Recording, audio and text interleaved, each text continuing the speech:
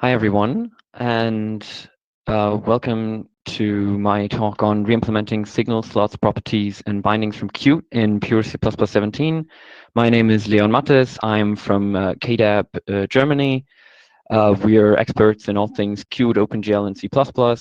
We do consulting services and trainings, that sort of stuff.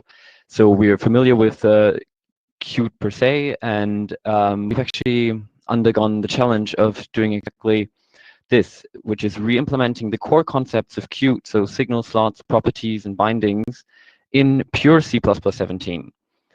And this is just what we want to show you, what we've done and how we did it, and introduce you to the new library that resulted from this, which we call KDBindings, which we're introducing today.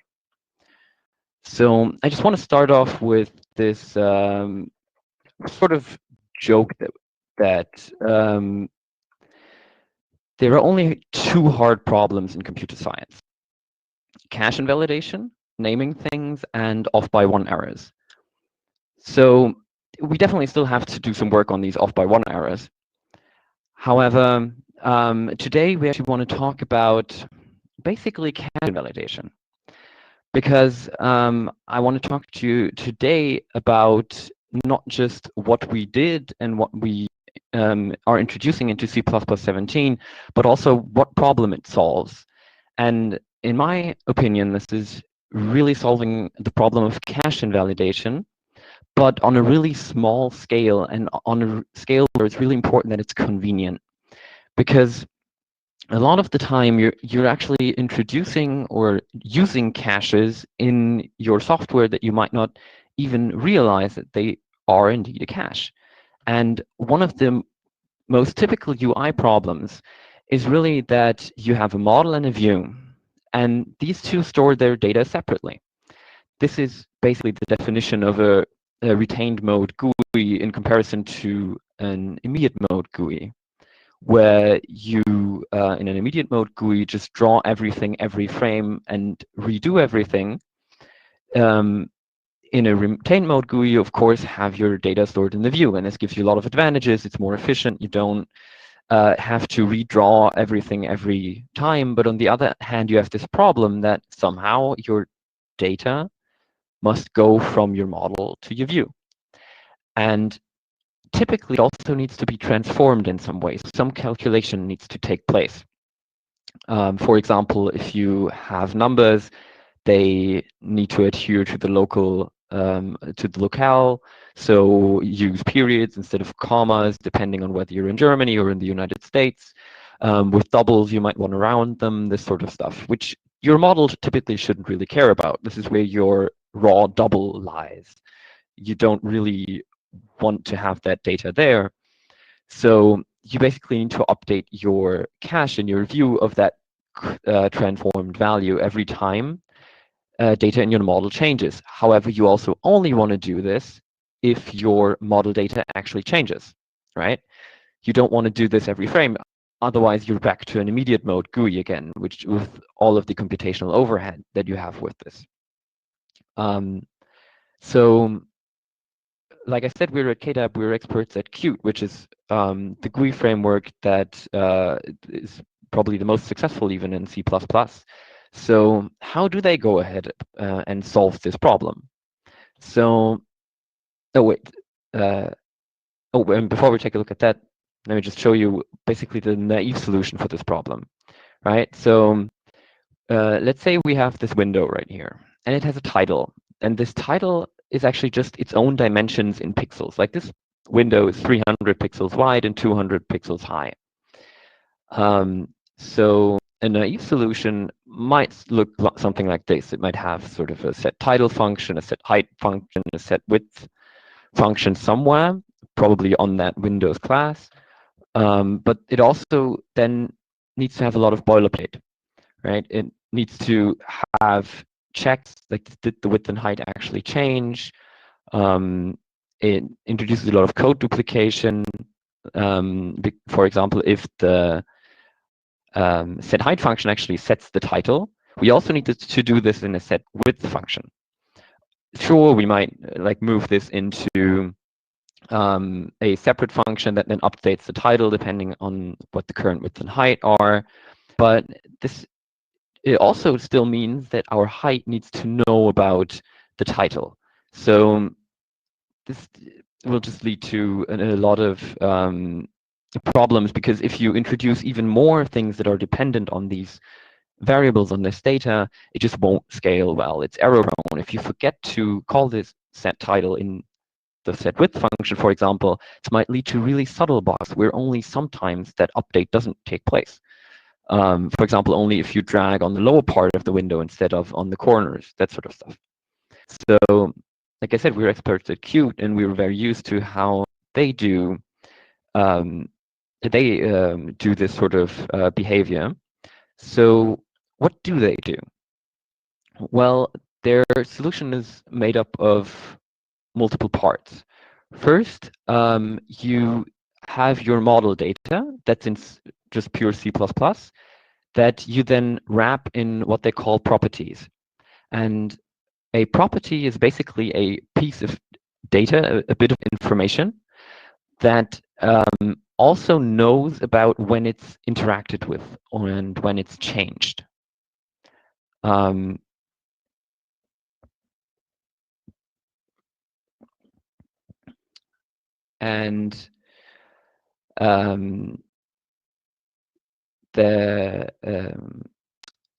These changes are represented in Qt by what's called signals. And signals cannot just be used by properties, they can be used for basically modeling any kind of signal. So any kind of event. And in Qt, these are modeled as functions. So you basically call a function that has a sort of special syntax, and that is then sort of notifying the whole world about that this sort of event happened. This is what we call a signal that's being emitted. And then anyone can listen to this signal. And the signal itself doesn't actually need to know, or the person that emits the signal doesn't actually need to know about like who is connected to this signal. And all these people that listen to, or these functions that listen to the signal are what's called slots in Qt.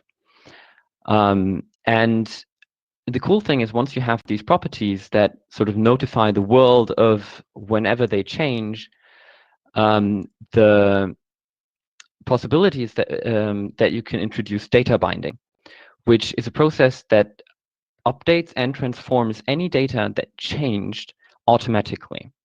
And this then ends up being a very declarative way of coding.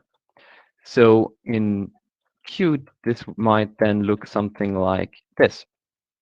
In Qt's Qt modeling language, which is a very declarative way of writing your UI, so basically your view, but not really your model. Your model you want to keep in C++, but your view you can write basically, okay, I want my title of my window to be the string dimensions plus the width plus like the character x plus height.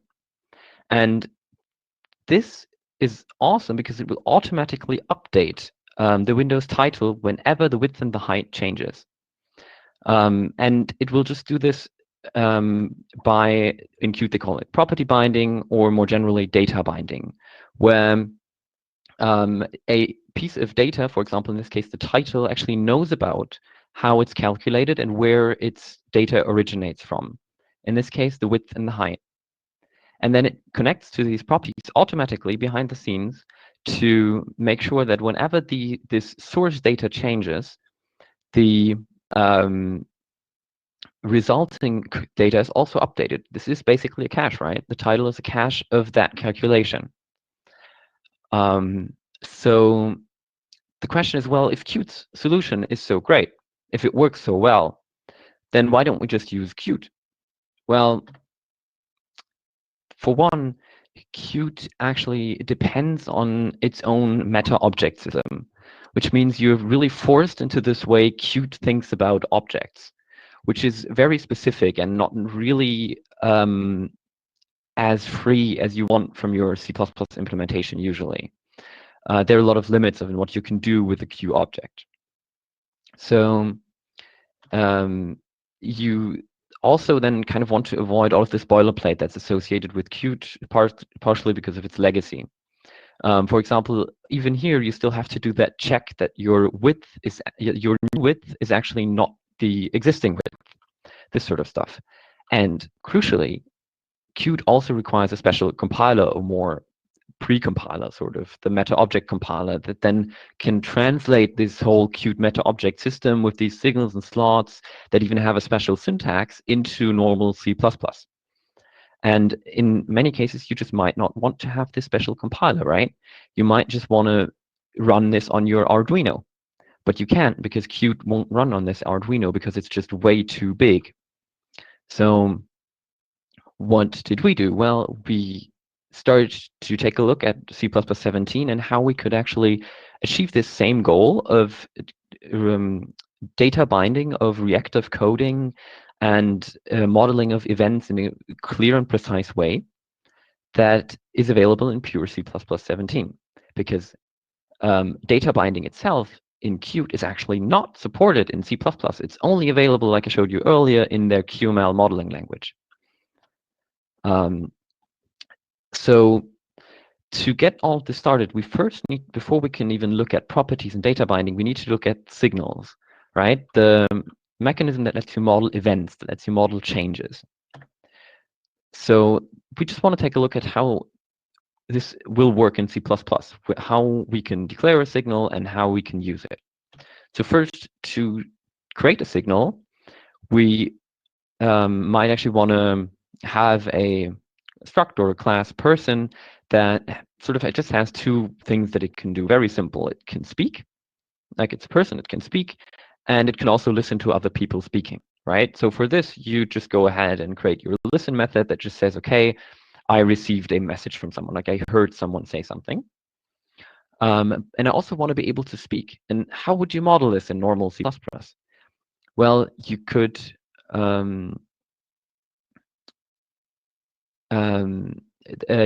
for example, use just functions that then call some connected listeners or something like that, or you could model it as a signal, right? And we just went ahead and said, okay, a signal is just a normal object. This is, like someone mentioned in the chat, actually very similar to a boost style system that also introduces signals, but we'll actually go further than this with our solution and focus on more ease of use instead of some of the goals that boost tries to solve. So we then also say, okay, our event needs some sort of data associated with it. This data isn't really permanent. It's just something that is associated when this event happens. For example, in this case, the string that gets emitted.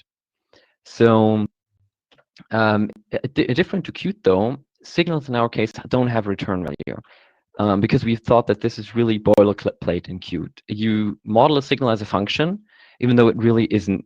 It doesn't have a return value. Like it's just an event that happens. Nothing returns from it.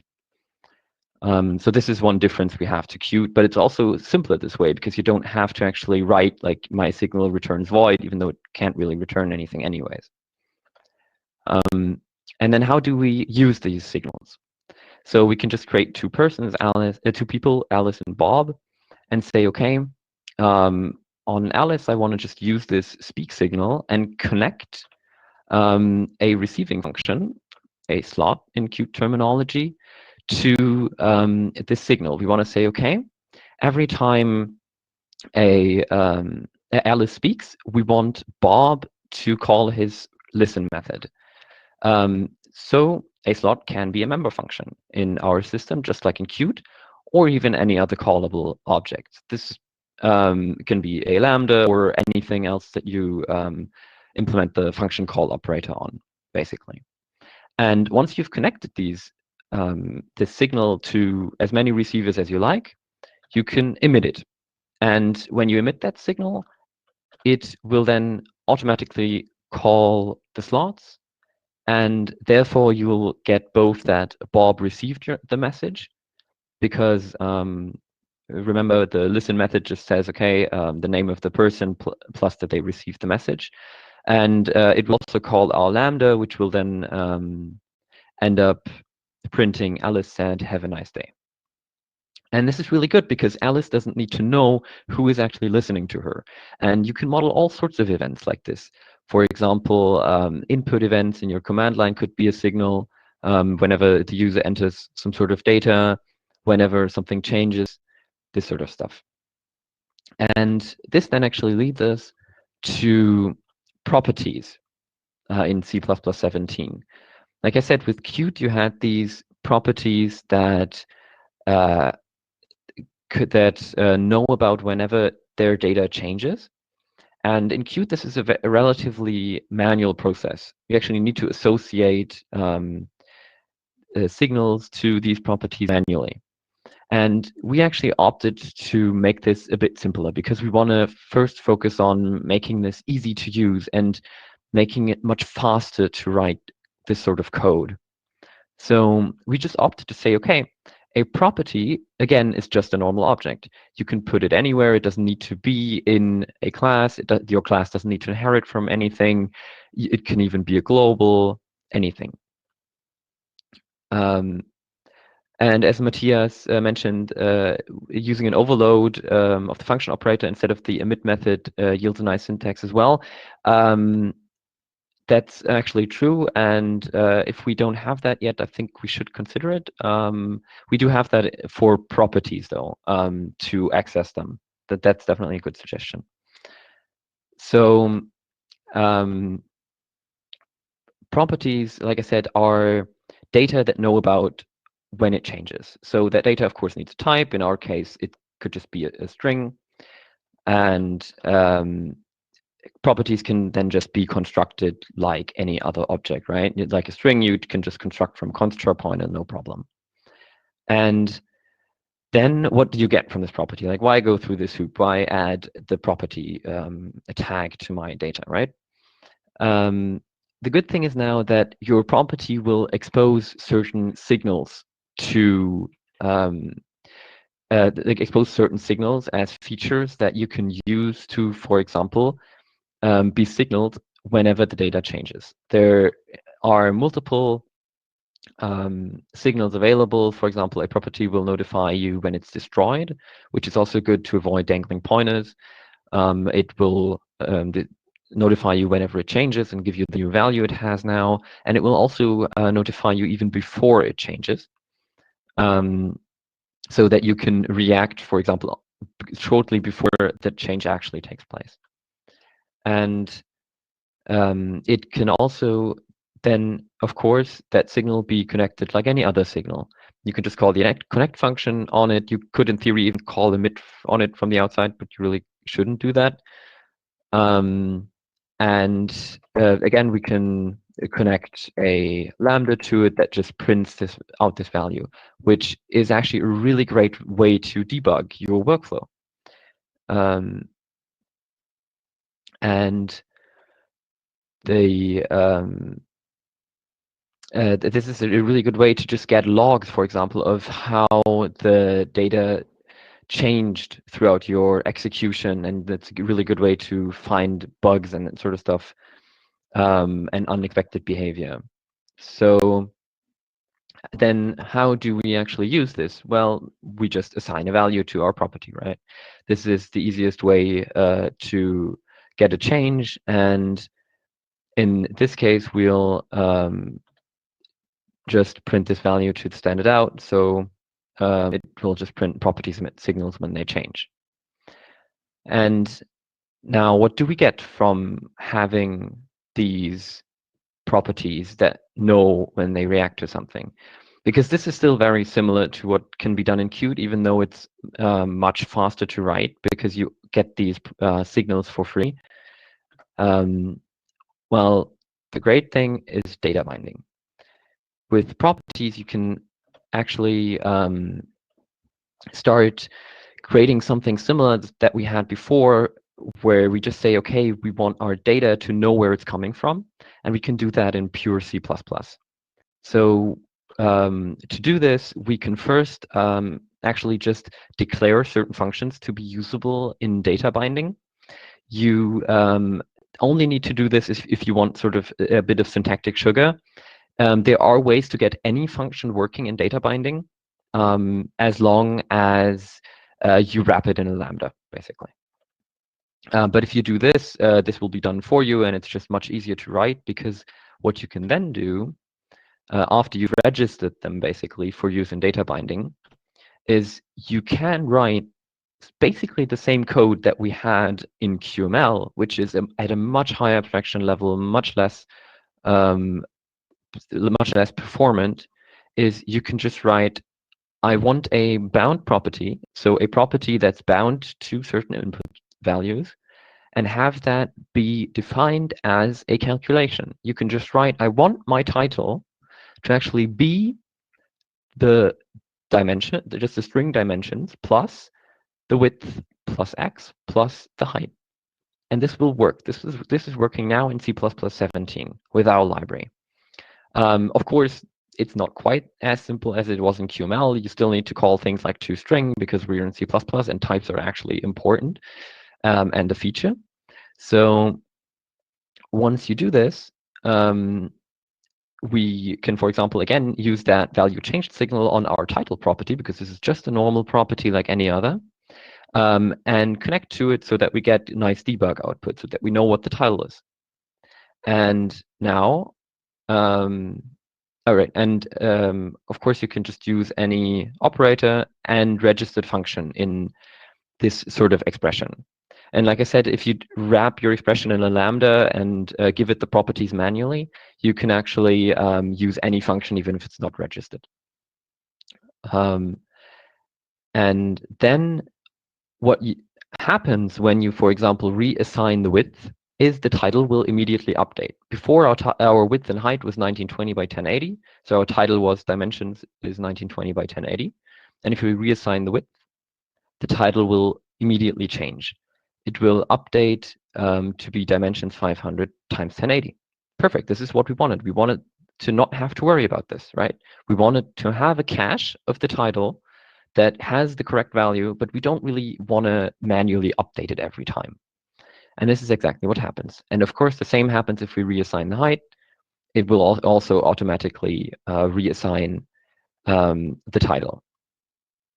And with Qt, this is also sort of as far as it, as good as it gets. You, however, do have a bit of unnecessary calculation in this. So because we reassigned both the width and the height, our title updated twice.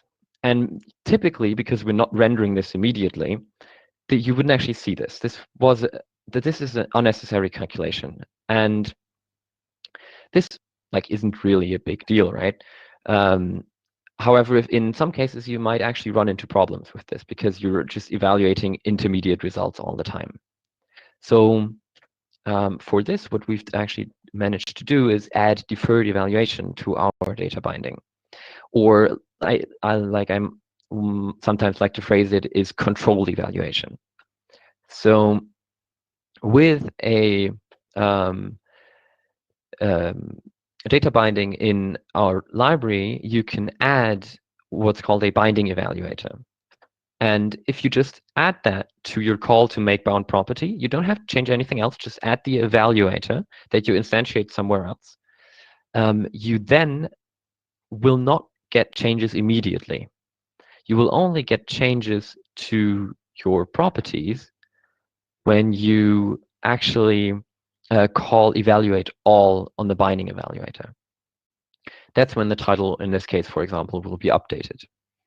And this, at first, might seem like it's a bit odd, because didn't we just want to solve the problem of cache invalidation? We wanted to not have to manually do this. And for small cases like this, this isn't really the best use case. That's true. This is a bit of a toy example. But there are a lot more powerful things that we can do with this. Like I said, I like to call this not just deferred evaluation, but also controlled evaluation. Because what we could, for example, do with this is control the update frequency of our entire, for example, UI. We sometimes with the UI get this problem that we have data that changes really rapidly, and we can't really show that in the UI. Like it's just not readable. If once every 60th of a second, in 60 FPS, this changes. So, Lloyd, you have a question about whether signals are sent immediately in the presence of an evaluator. Yes and no. Can you please post a Q&A about this, and we'll get to this later. And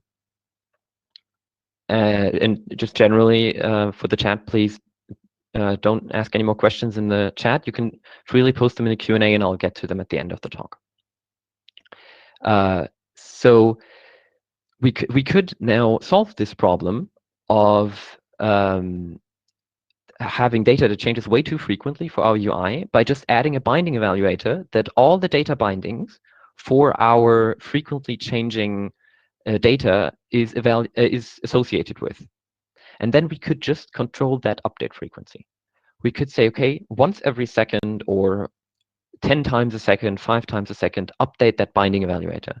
And then you'll get your UI that reactively updates every once a second, so that you can still read the intermittent values, but it will still update and it will still stay coherent, just with a fixed frequency.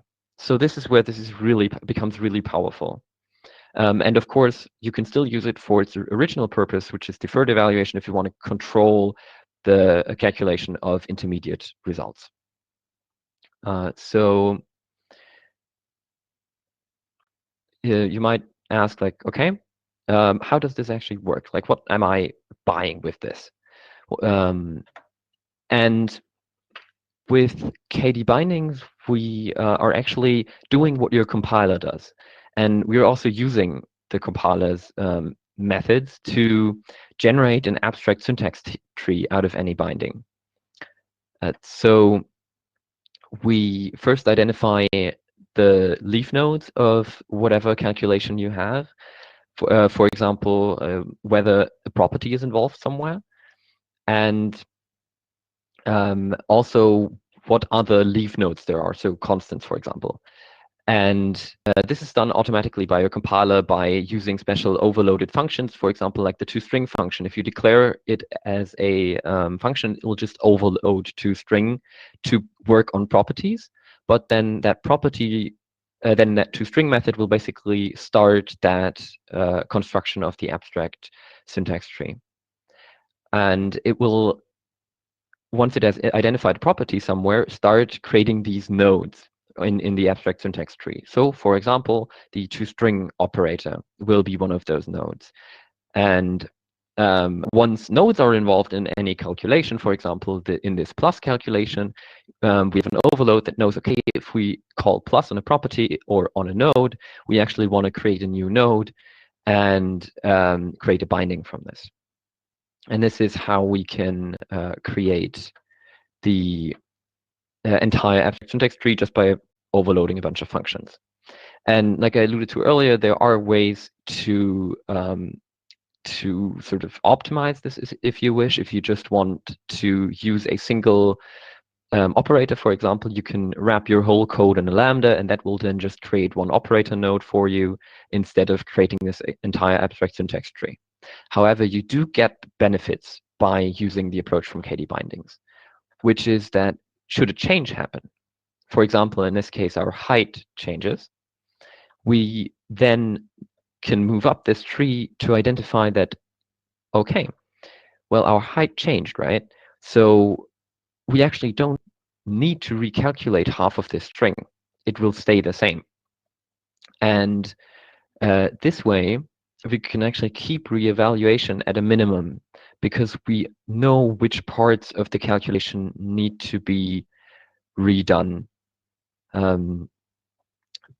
whenever something changes. We only redo that part of the calculation that's actually necessary. So, for example, in our example with the width and the height previously, it's actually not that bad when it comes to duplicate calculation. We'll only redo the calculation for the subnodes that actually changed.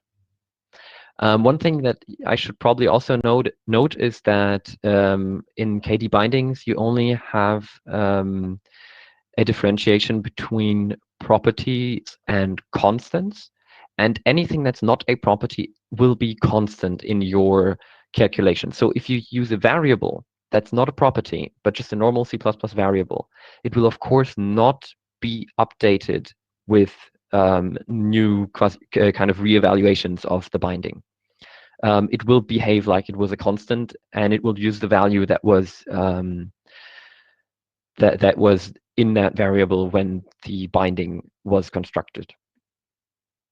And this is just how it works. And then we can reevaluate all of this whenever needed. So the question is, how does this look like in real world use? Like, is this just toy examples, or can we actually use this? And we were actually tasked for a customer project to re-implement Q camera lens, but without Qt. And in this project, we are actually already using KDBindings very successfully in a large performance project. And this is what a camera lens looks like in Qt. It has a bunch of properties. And for all of these properties, you actually need to define setters and getters manually. And then you also need to declare and the signals that all of these properties need, right? This is a lot of code. In this case, it's like 3 pages worth of code, whilst doing the same thing in pure C++ without Qt actually only takes up 1 page of code. And this is much more readable, right? We even have more white space in this. This is like half of this is just padding and white space. And what this class does as an overview is basically you have a bunch of values like left, right, top, bottom, the field of view, and the aspect ratio that in the end up defining a projection matrix, which is one of the basics used for 3D computer graphics to create a virtual camera. And whenever any of these values changes, if the field of view changes, for example, you need to update that projection matrix. And so this is basically just a value store for all of these values that has a projection matrix as a cache. So again, we're back to this problem of cache invalidation. And if we look at how this works in Qt, we actually have to, again, do these manual checks for equality. We have to manually emit a signal for every setter and manually update our projection matrix. And have this duplicated, this code is duplicated for every setter. Like you saw, this is what, like 8 properties that define this projection matrix. For every setter of this looks basically the same. It's all this code in setters. This is all boilerplate code. This is something you just don't want to write, you don't want to maintain, because if you just do one error in this, if you forget to update the projection matrix in any of the setters, your code will start to have subtle bugs. And how does this, well, what does this look like with our new KDBindings library? Well, you actually need no setters, you need no getters. Those are part of your property. You only need to say, okay, my projection matrix is again a bound property that just updates the projection. This is a function that's just implemented like any other function, and that then is again declared for use in data binding to and to take all of these properties, so vertical field of view, aspect ratio, left, right, top, bottom, to calculate the projection matrix. And anytime you change any of these properties, just like you do down here, where you just say, okay, I want my far plane to be 10, or whatever your units are, like this might be meters or whatever, you automatically emit the signal, and you also automatically update the projection matrix. This went from, I think it was like 300 lines of code in Qt plus comments with documentation to basically 50 to 100, where most of this is now actually taken up with the mathematics that you need to create this projection matrix, which should be the core of this class. And this is really what all of this is about, in our opinion. We want to be able to write code that's meaningful, that's declarative, that's easy to maintain. And this is where this just comes in perfectly.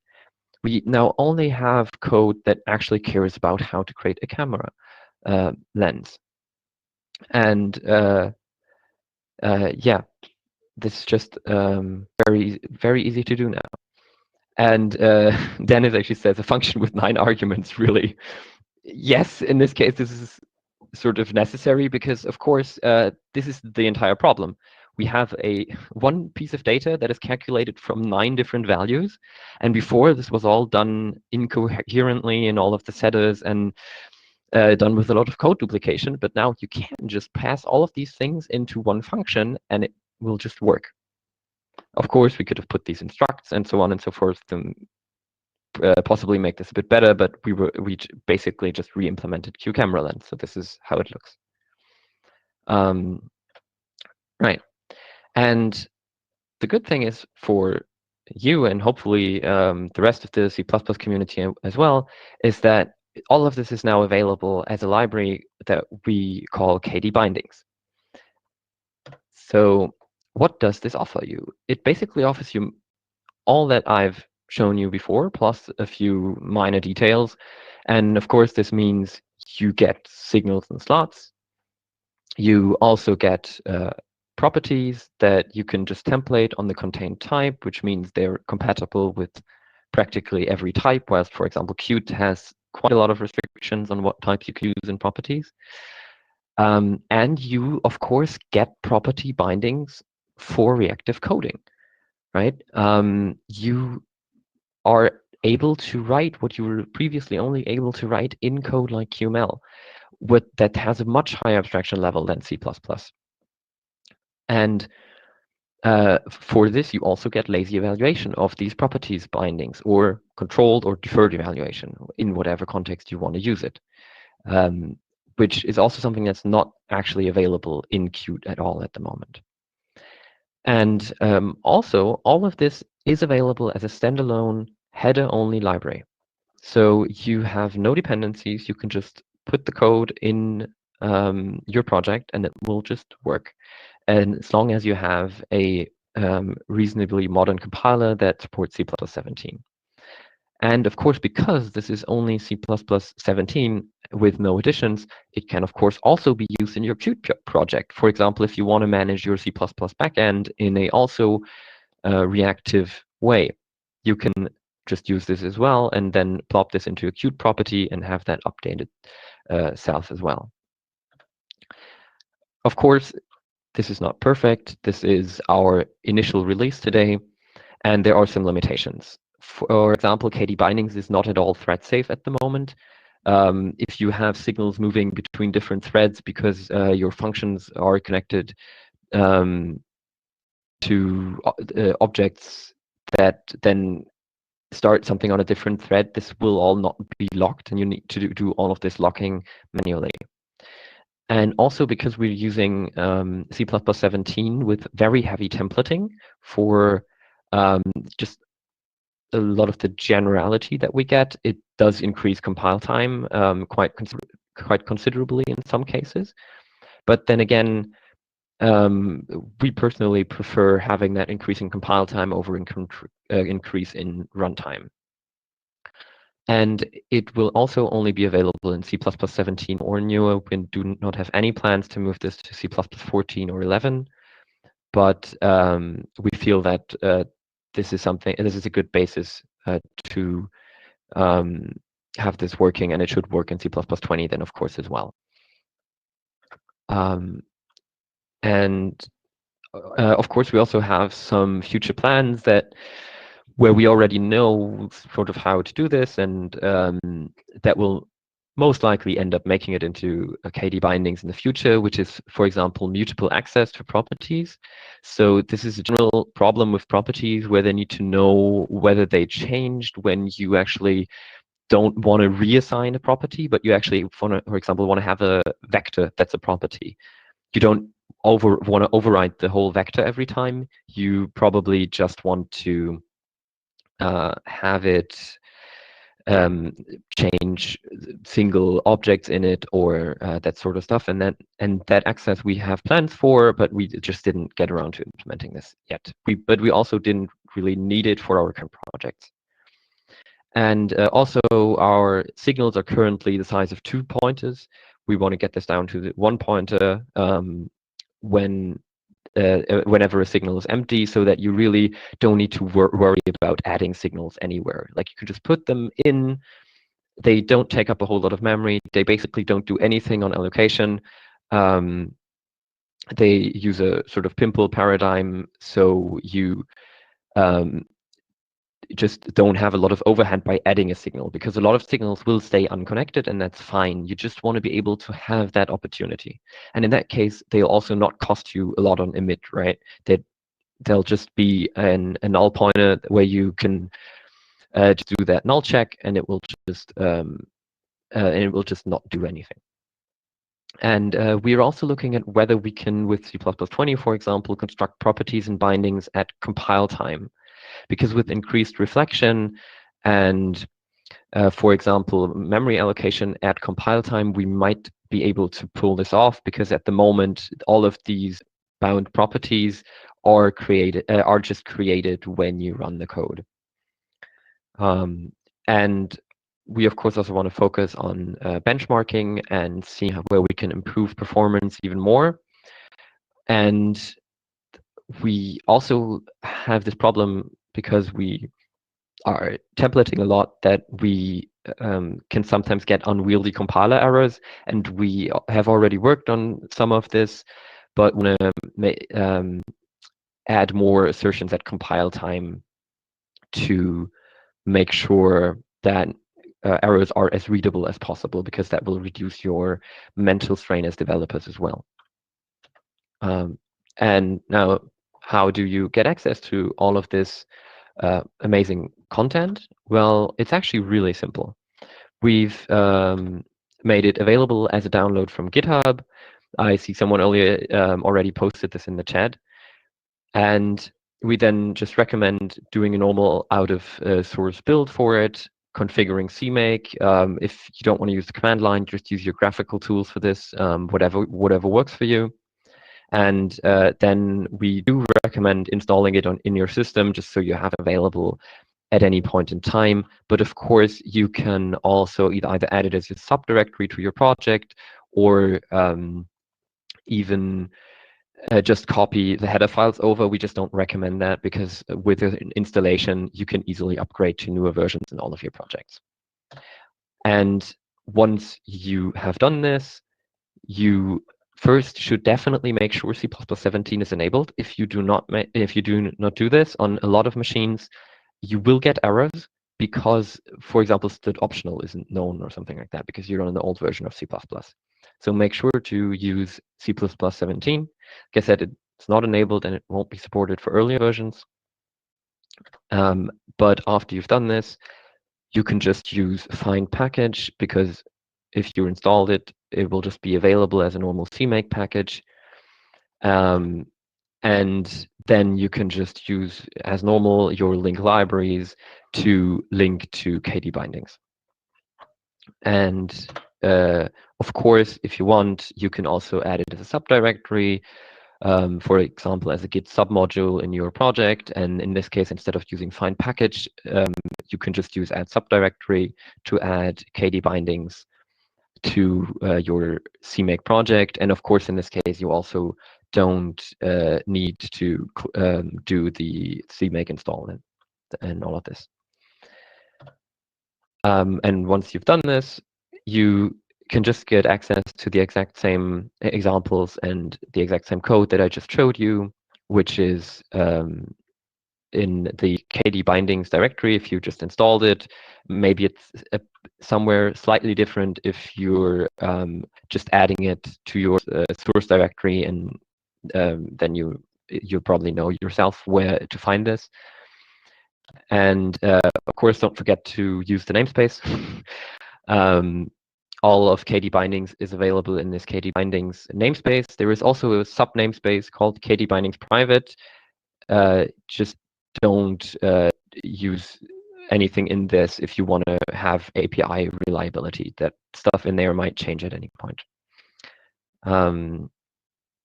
And Dennis also mentioned to use fetched content, and that should also work, yes. And of course, then all that's left to do is to enjoy KDBindings. And of course, like I said, KDBindings is available now on GitHub. The docs are available on our website. We also recommend reading the Getting Started guide on our docs to get familiar with everything. We have a bunch of examples there, so you can play around with them and see if the behavior is what you need. And all of this is available under the MIT license. So using namespace not allowed over here. Well, in this case, you'll unfortunately have to write KDBindings a lot, but I hope you'll get used to that quickly. Again, yeah, so like I said, it's available under the MIT license. And so that means it's freely available, but doesn't come with any warranty of any kind. If you need that and need commercial licensing, for example, you can just contact KDAB for different licensing options. We're flexible in that regard. All right. This is the talk for now. And I'll just see what kind of questions we have by now. So let me read the questions for you. Mm-hmm, I'm ordering them on the most upvotes. So the first one is what is happening in the case of cyclic dependencies between properties? Surely not a good idea in general, but do you discover that, or is there any? So that should be sort of hard to build currently, but we are not really discovering that, no. If you create a property that directly from a binding, you actually can't build a cyclic dependency, because then when you create the first property, you can't link to the second one. But if you later reassign a binding, you should be careful about this. Okay. Can you elaborate on what's the impact on compile time using KDBindings?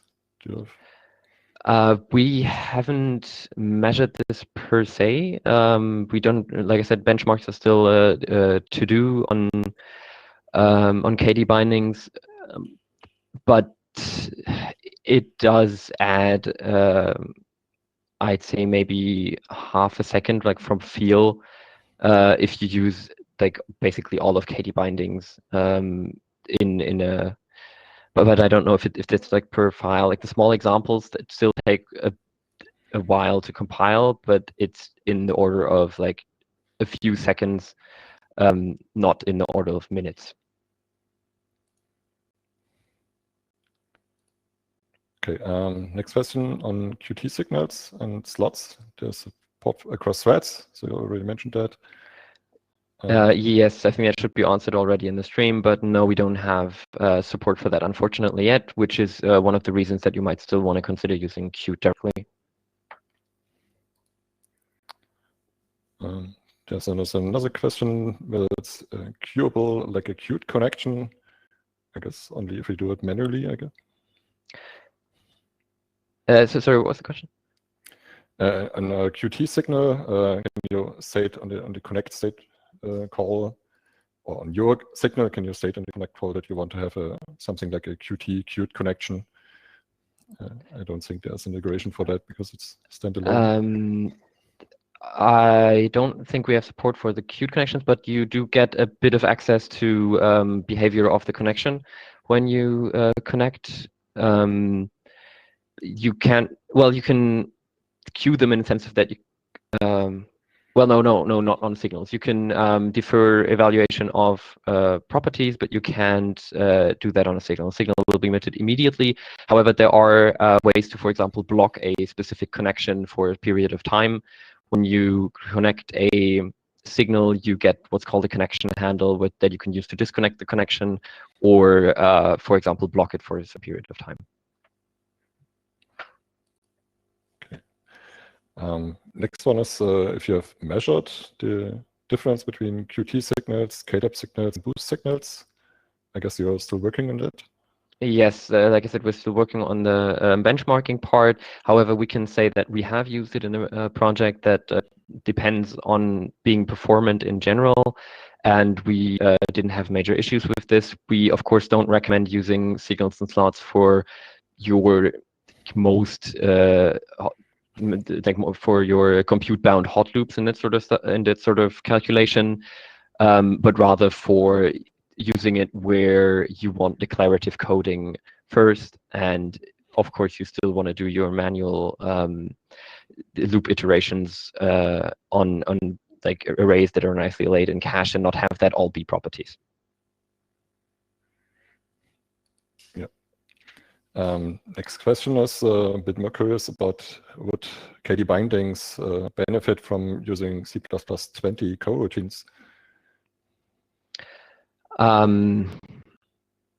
That's a good question. I could see there being benefit to this. I'm not sure if that might not also run into problems because we're not, like I said, not synchronized and thread safe in any sort of way. I know coroutines aren't threads per se, but they should probably might run into similar issues.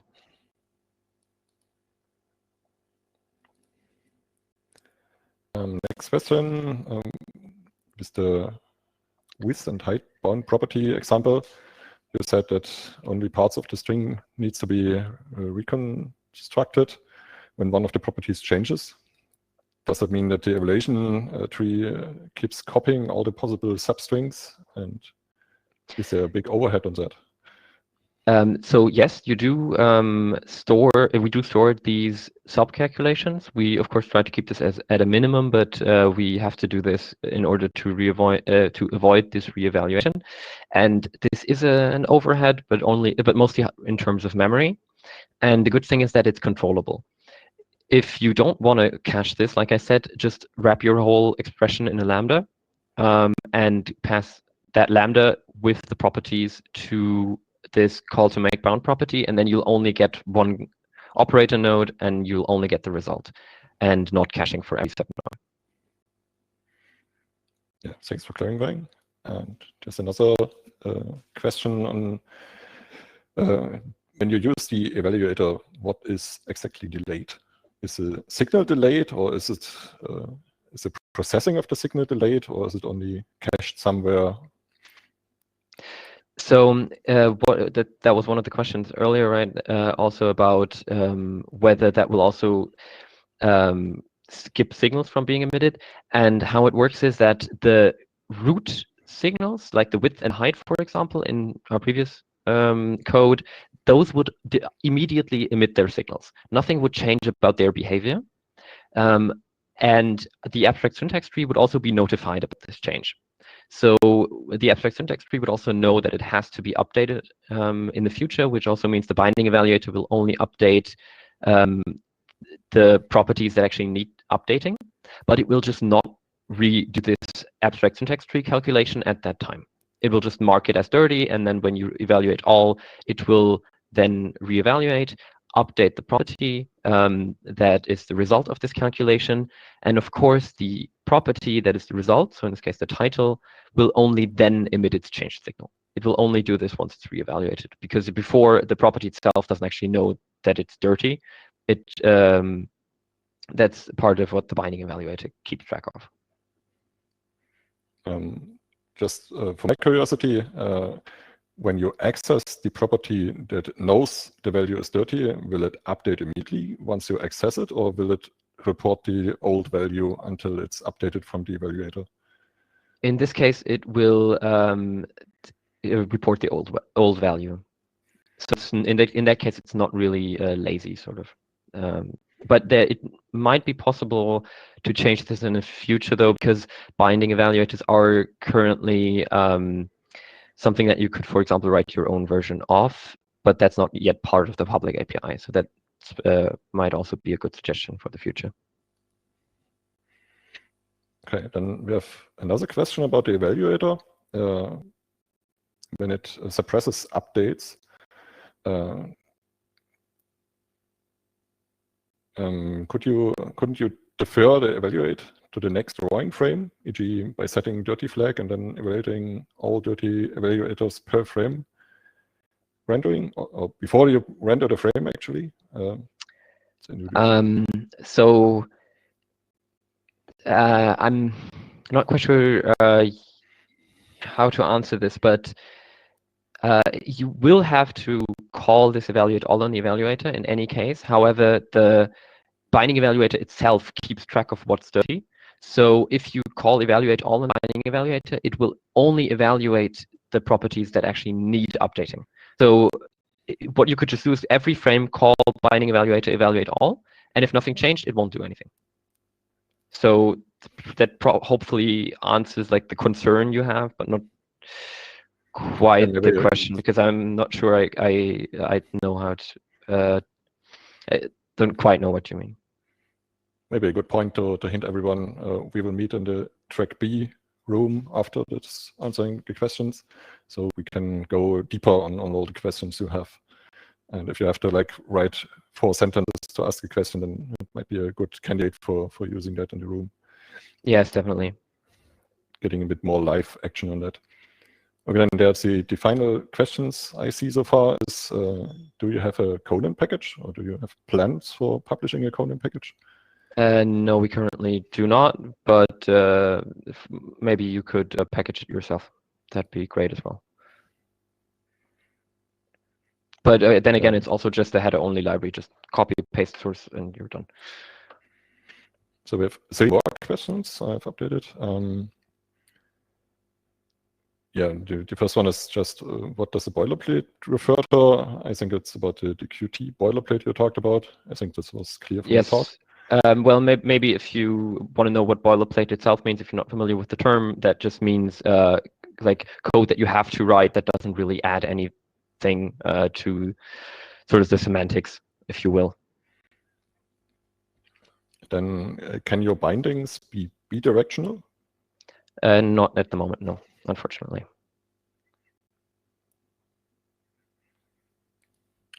And the final questions I see now is, yeah, VC package and Conan and so on. Yeah, but yeah, like I said, if someone wants to move this into a package manager, we'd of course love that. We just haven't done that ourselves. We mostly work with CMake so that it's that we don't depend on a package manager, but we're not opposed to that as well. Okay, then it seems we are done with all the questions. Thanks again, Leon, for the nice talk. And anybody who wants can meet us again in the track E room for more questions and discussions about this topic. In the lounge, right? Not in the room. Yeah, in the lounge. Okay, perfect. All right. Well, thanks everyone. Great to have this opportunity, and see you over in the lounge.